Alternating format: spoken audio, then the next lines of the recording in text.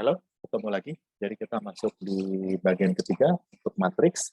Jadi tentunya topik yang sangat luas ya. Jadi untuk kalau Anda membahas matriks, banyak sekali yang bisa Anda lakukan. Jadi tentunya saya hanya ngebahas yang mudah-mudah saja, yang bisa membantu Anda memperkenalkan matriks dalam. Jadi bagian tiga ini akan membahas cara-cara lain ya, yang lebih spesial untuk membuat matriks, dan juga sedikit mengenai operasi matematika yang bisa Anda lakukan dengan matriks. Oke, jadi mari kita mulai dari matriks diagonal ya. Jadi Anda tentunya tahu matriks diagonal itu seperti apa. Jadi di off diagonalnya itu 0, tapi di bagian diagonal itu ada isinya. Nah, kita memakai fungsi dayak ya, diagonal ya. Jadi fungsinya seperti itu. Anda bisa lihat ya, seperti ini. Nah, apa isinya ya? Jadi pertama, isinya adalah ini sebenarnya bisa langsung seperti ini ya. Jadi Anda bisa mengisikan elemen apa yang mau Anda isi di diagonal. Kalau misalkan Anda mau elemennya adalah 1 sampai 4, kalau Anda ketikkan seperti ini, maka akan keluar bahwa akan keluar satu matriks yang berisi 1, 2, 3, 4. Tentunya Anda bisa mengisi dengan misalkan Anda mau isinya saya asal ya, 4, 6, 8, 9, 10, maka akan menjadi matriks yang seperti ini. Oke, matriks diagonal seperti ini.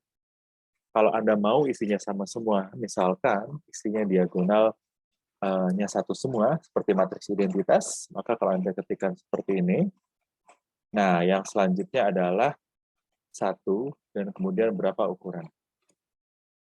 Oke, seperti ini matriks diagonal. Kalau Anda bingung apa itu isinya, Anda bisa ketikkan seperti ini ya. Anda bisa lihat secara jelas ini, apa maksudnya yang ada di sini, dan beberapa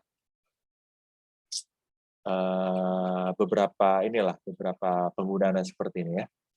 Jadi misalkan ini Anda nggak lakukan ya. Oke, X is a matrix when it extract the diagonal. Diagonalnya sih kita berikan tadi. Jika misalkan X-nya itu hilang, tapi kita berikan n row, maka keluar matriks identitas ya. Matriks identitas seperti ini. Oke, itu yang kedua. Jika X adalah skalar dan merupakan argumen satu-satunya ya. Jadi yang keluar seperti ini, of size given by the scalar. Jadi misalkan seperti ini. 5. Nah, keluar matriks identitas ukurannya 5 kali 5. Jadi Anda bisa lihat ada berbagai cara seperti itu. Oke, yang keempat itu jika X adalah numerik vektor ya. Oh ya, ini yang kita lakukan pertama tadi tuh ya. Oke.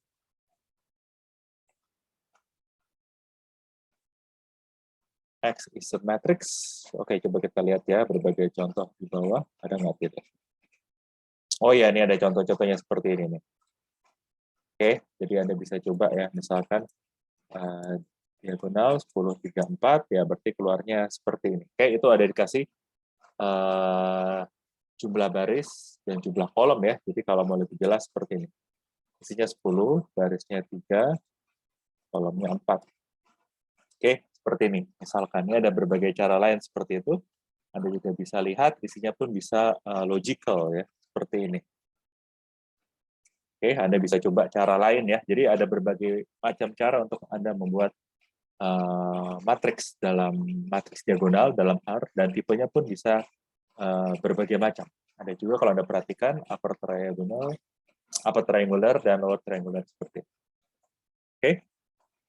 Nah, kemudian kalau Anda mau membuat matriks yang isinya sama semua, uniform ya, saya menyebutnya, Anda isikan saja skalar di sini. Kemudian jumlah barisnya seperti apa gitu ya. Nah, kalau ini isinya satu semua. Kalau di MATLAB dia pakai fungsi ones. Kalau isinya 0 semua, Anda tinggal ganti ini dengan 0. Kalau isinya mau berapapun lah, 9,9, nah Anda tinggal isikan 9,9. Kalau Anda pakai NA, maka Anda akan membuat empty matrix.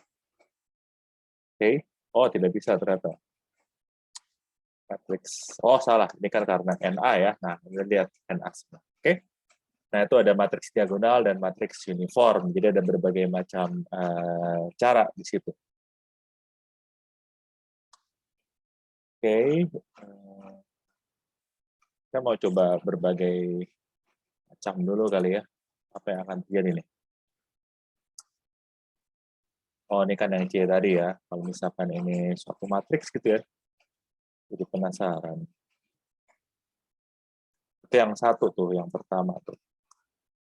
Ups, kurung. Nah, kalau ini maksudnya apa sih? Itu yang ini sebenarnya nih, yang pertama. Jadi kalau saya, biar gampang lihatnya ya, saya membuat seperti ini. Nih, jadi ini adalah matriksnya dulu ya. Matriks. Satu. Oke, ini matriks kita ya. Kemudian saya pakai diagonal ke sini. Oke, apa yang akan keluar? Dia akan hanya mengambil diagonal ya. Jadi yang diekstrak diagonal lah. Jadi bukan membuat suatu matriks diagonal, tapi mengekstrak diagonal dari matriks. Oke, jadi ini berbagai cara. Sementara kalau yang kita lakukan seperti ini ya, jika X adalah numerik, vektor, nah dia justru akan membuat matriks diagonal. Tapi kalau yang Anda masukkan suatu matriks, maka dia akan mengekstrak diagonal. Oke, itu maksudnya. 4 cara berbeda untuk menggunakan fungsi diagonal. Oke. Nah, ini ada berbagai macam cara di mana Anda bisa melakukan operasi matriks dalam R ya. Tapi di sini banyakkan yang elemen wise, artinya elemen misalkan elemen satu dikalikan dengan elemen satu juga. Oke, kita buat dulu matriksnya. Matriks 1, 4. Saya suka sekali pakai by row ini, n row 2, n col 2. Kemudian yang keduanya adalah isinya 5, 6, 7, 8. Saya copy paste saja biar gampang. Oke, seperti itu ya. Nah, sekarang saya melakukan berbagai macam operasi. Oke, mulai ini X1, X2 ya, biar jelas. Mulai dari penjumlahan. Anda bisa lakukan seperti itu kan 1 tambah 5 sama dengan 6, 2 tambah 6 sama dengan 8. Anda pun juga bisa melakukan operasi pengurangan matriks seperti itu. Nah, kalau saya lakukan seperti ini, dilakukannya perkalian matriks elemen wise, ya. Jadi mungkin tidak tepat menyebutnya perkalian matriks langsung, cuma elemen wise multiplication. Jadi perkalian elemen wise antara dua matriks. Oke, jadi Anda bisa lihat ya, maksudnya itu adalah 1 dikali 5, 2 dikali 6. Ini berbeda dengan perkalian matriks. Pun kalau Anda lakukan seperti ini berarti adalah pembagian secara elemen wise, berarti 1 dibagi 5. Makanya keluar 0,2. Oke. Kemudian apalagi sih yang biasa kita pakai ya, itu kalau hilang dari konsol saya selalu menekan Ctrl L. Misalkan transpose ya.